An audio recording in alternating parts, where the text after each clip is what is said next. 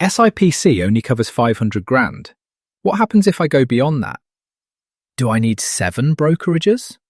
What about retirement accounts? Do I need a safe? Do I need to bury gold in my backyard like a Victorian novelist?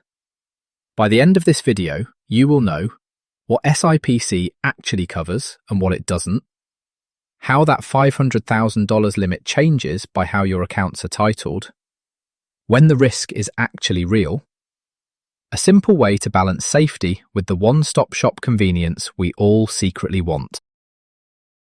First, let's kill the biggest myth. SIPC is not portfolio insurance.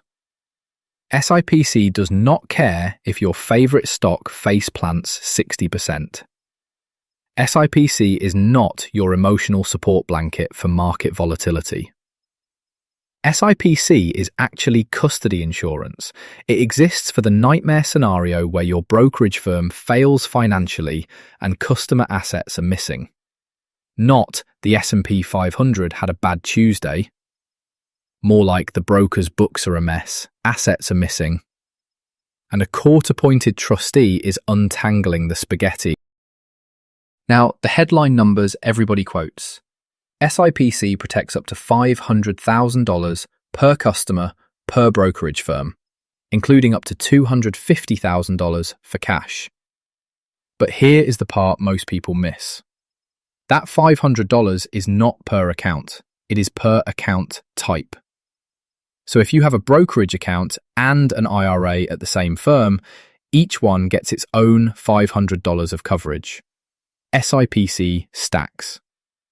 What counts as a different account type? Individual, joint, Roth IRA, trust, corporate, estate, guardian. Each account type has its own bucket, even if they are opened at the same firm. For example, let's say you and your spouse have your individual taxable account, your spouse's individual taxable account, one joint taxable account, your traditional IRA, your spouse's traditional IRA, your Roth IRA, your spouse's Roth IRA. That is 7 separate capacities. In theory, that is up to $3.5 million of SIPC coverage at one brokerage. You do not apply for SIPC. You do not buy it or get a cute membership card. It is automatic, assuming the brokerage is an SIPC member and your accounts are actually titled correctly. If you open 2 taxable accounts, both in your name, at the same brokerage, that does not double your coverage. Those are the same capacity, so they are combined for SIPC limits. 2 buckets, same label. What if you have more? If you have $900,000 at a brokerage and SIPC is $500,000, are you uninsured for $400,000? No, that is not how SIPC works. Think of SIPC as the airbag, helpful if things go sideways. But the actual safety system is the seatbelt, the brakes, and the turn signal. In brokerage world, that seatbelt is the Customer Protection Rule, SEC Rule 15C33. In plain English, brokers are required to segregate customer assets. Fully paid securities and certain excess margin securities are supposed to be held in a way that keeps them away from the broker's own creditors. So, in most normal brokerage failures, customer assets are not missing. They are sitting there, identifiable, ready to be transferred. The biggest loss is usually time and access. Then what is the real risk of having a one-stop shop? Usually, it is not my stocks disappear, it is my access disappears for a while. If your brokerage gets into trouble, you might not be trading for a bit. You might not be able to move money instantly, your debit card might stop working, and your tax forms might show up fashionably late. So the risk is not always losing wealth. Sometimes it is losing liquidity. Now, is the risk real? Yes. But it is also rarer than your group chat thinks. SIPC is created by Congress and funded by member broker-dealers with stellar track record. Since the 1970s, SIPC has recovered $143.8 billion in assets for roughly 773,000 investors. According to SIPC itself, 99% of eligible investors get their investments back. So when people say SIPC only covers $500, so anyone with $600 should split brokers, I get the anxiety. But the math of history says the bigger danger is inconvenience, not a total wipeout. Now, we still need to talk about two situations where the risk gets more spicy. Spicy situation number 1. Cash. Remember how SIPC has a $250 cash sublimit? That cash is uninvested cash sitting at the broker as cash. But here is a cheat code that most people miss. Money market mutual funds are treated as securities, not cash, for SIPC purposes. So if you are keeping a big cash-like balance, it matters what that cash-like thing actually is. If it is a money market mutual fund, it is under the $500 securities limit, not the $250 cash sublimit. Still not protected against the fund losing value because it is a security, but it changes the SIPC math. And then there is sweep programs. A lot of brokerages sweep your cash into a bank deposit program.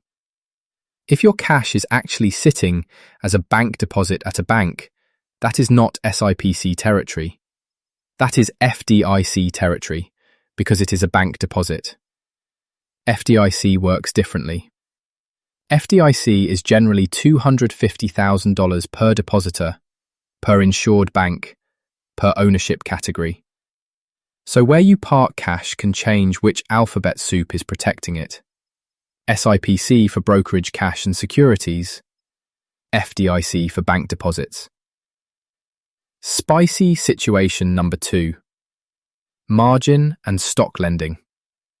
If you use margin, your broker is allowed to pledge or lend some of the securities in your margin account. There are limits and rules, but the key idea is this. When you borrow, you are giving the broker more legal permission to use your stuff. And if you enroll in a fully paid securities lending program, you are literally lending your shares out.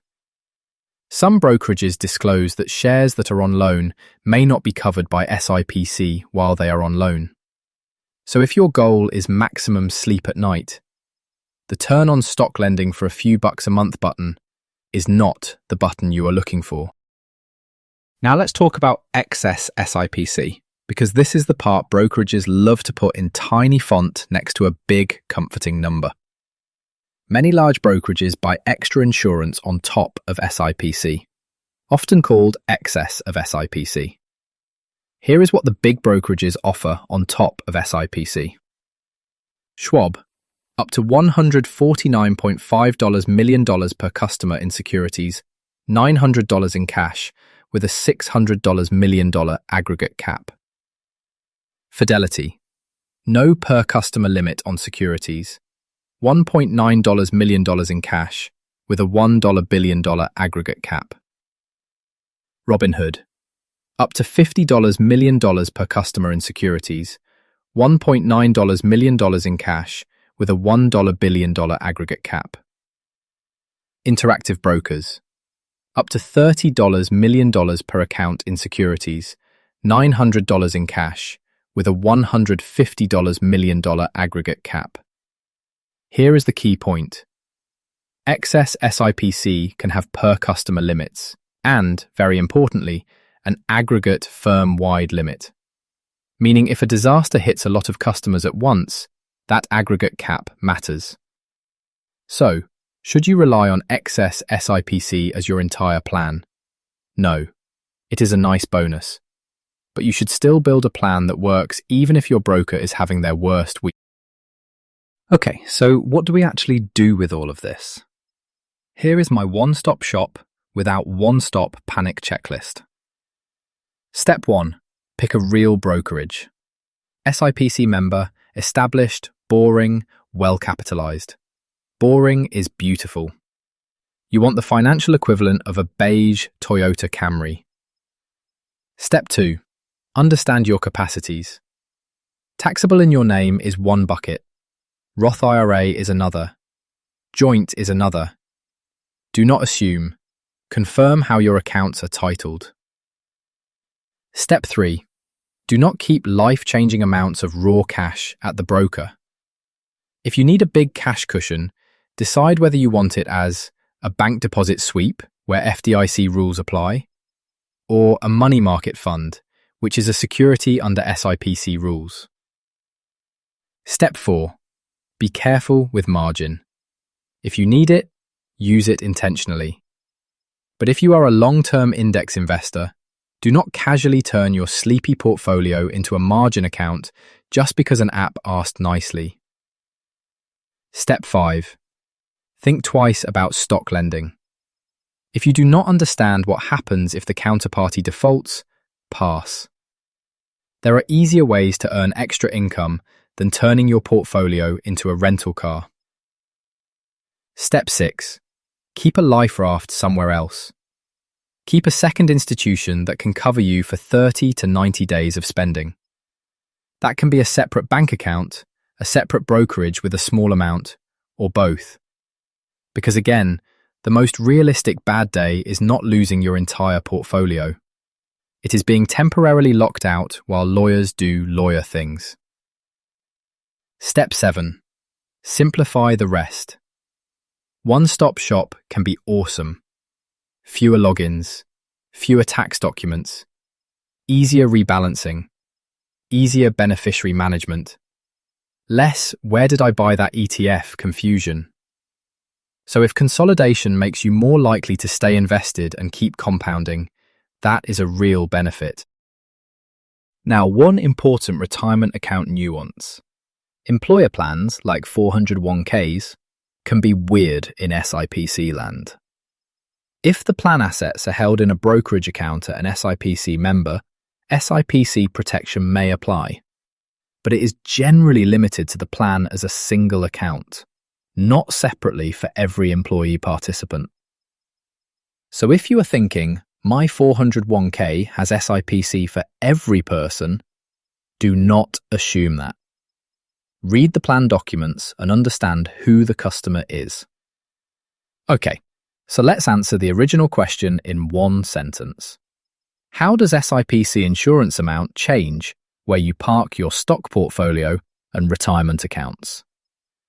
It changes based on whether the place you park it is an SIPC member broker-dealer, how your accounts are titled, because SIPC stacks by separate capacity, and whether your cash is actually cash, a money market fund, or a bank deposit sweep. And is the risk real? Yes, but the biggest practical risk for most people is loss of access, not permanent loss of your portfolio. You manage that risk by avoiding margin and stock lending if you do not need them, keeping emergency liquidity outside your brokerage, and optionally using a simple two-institution setup. That is the sweet spot. Maximum compounding, minimum chaos.